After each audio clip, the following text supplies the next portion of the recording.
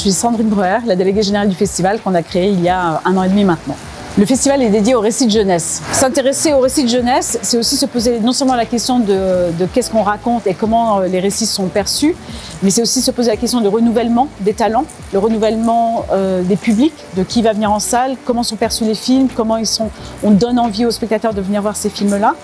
Et l'empreinte nationale du Pass Culture, le fait qu'il y ait une relation avec toute la jeunesse dans tout le pays nous a beaucoup motivés. On s'est dit que c'était particulièrement intéressant du coup de soumettre ces récits de jeunesse à la critique et au feu de jeunes gens venus de la France entière. Je m'appelle Taylor Vareille, je travaille dans l'équipe programmation et action culturelle du Pass Culture. Le partenariat avec le Biarritz Film Festival Nouvelle Vague et le Pass Culture a eu lieu dès la première édition. Dans cette deuxième édition, on a vraiment veillé à avoir une implication augmentée de la part des jeunes.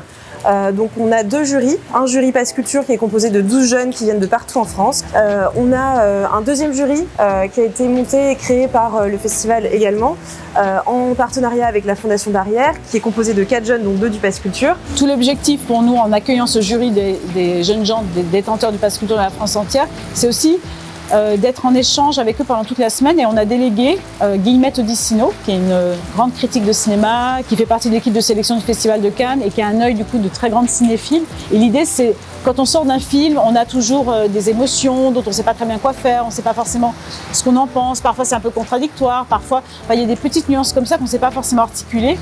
Le rôle de Guillemette, c'est d'accompagner ces délibérations, non seulement pour passer des premières émotions à quelque part un appareil critique, quelque chose qui peut s'argumenter et être même dans une dialectique les uns avec les autres. Ça, c'est le premier rôle. Et le deuxième rôle, c'est que cette dialectique permette d'arriver à un point de vue commun de tout le jury.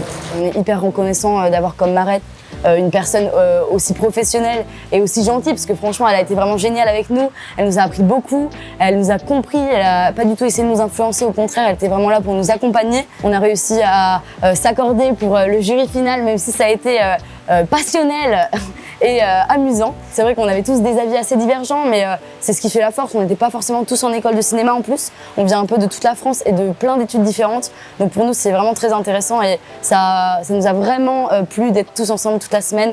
On va garder contact après, je pense, donc c'est top.